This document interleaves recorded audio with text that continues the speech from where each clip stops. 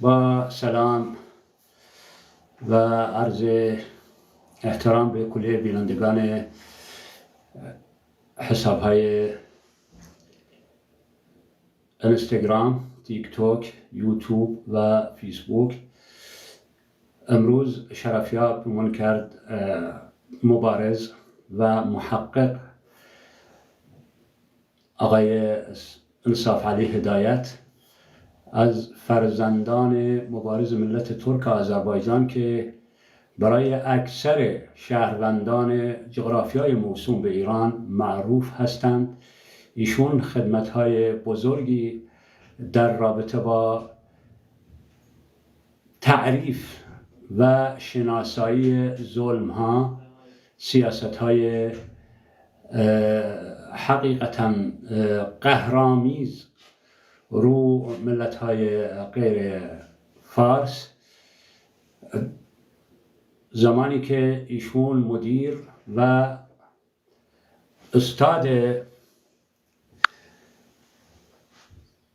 و گوینده تلویزیون گلناس تیوی بود که خدمت‌های بزرگی حقیقتاً برای روشن فکری و شناسایی ظلم‌هایی که به ملت ترک و آذربایجان، به ملت عرب الاحواز، بلوچ و ملل دیگه از سوی نظام‌های اشغالگر متوالی، چه در عهد پهلوی و چه در عهد معروف به جمهوری اسلامی، ما به ایشون خوش آمد میگیم. خواهشاً اگه من در تعریف ایشون و جایگاه ایشون قصوری داشتم، خواهشاً خود ایشان یه تعریفی از خودش برای بینندگان عزیز بفرمایید آقای هدایت. سلام علیکم، سلام به بینندگان شما، شنوندگان شما. خیلی خوشحالم که در حضور شما هستم. همونطور که فرمودید اسم من انصاف علی هدایت هستش. من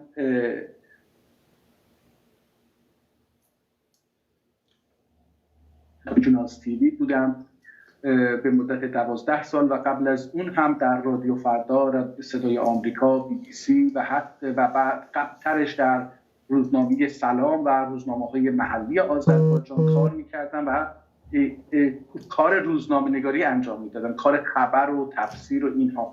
ولی در 7-8 سال گذشته تقریبا من متوجه شدم، جناب ابونظار، من حدود 7-8 سال پیش متوجه شدم که من هر روز ساعت‌ها دارم به زبان فارسی مطالعه می‌کنم. در حقیقت هر روز این میخ استعمار و استعمار ذهنی فارس‌ها داره میره تو مخ من و من کانالیزه میشم توسط خبر اونها. من خبرها رو، تحلیل‌ها رو، دنیا رو جوری میبینم که اونها از پنجره خبرشون به ما میدن. یعنی میدونید شما و من داریم به دنیا از پنجره‌های مختلف نگاه میکنیم.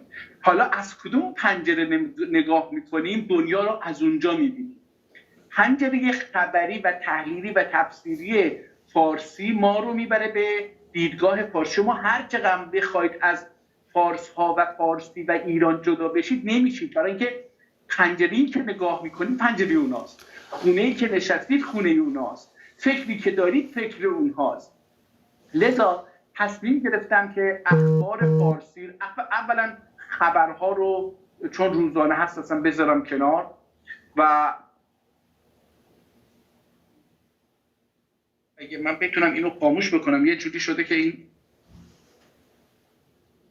یه صدایی میده انگار که بله، شما میتونید از تلفن خاموش کنید آقای هدایت، از خود تلفن قطع کنید. اوکی. آره. اگه بتونم اینو خاموشش بکنم خیلی عالی میشه. آره، جی بی اس رو از تلفن خاموش کنید، قطع میشه. شما بیا.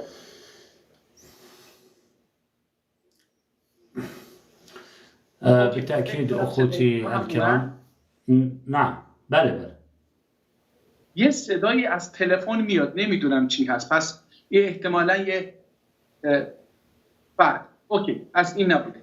عرضم به حضورتون که من کار خبر رو گذاشتم کنار به عنوان کار خبری حرفه‌ای که میدونید با خبر ذهن انسان‌ها رو بازی میدن. یکی از راه‌هایی که بشه انسان رو شستشوی مغزی داد و هر روز تکرار کرد خبره.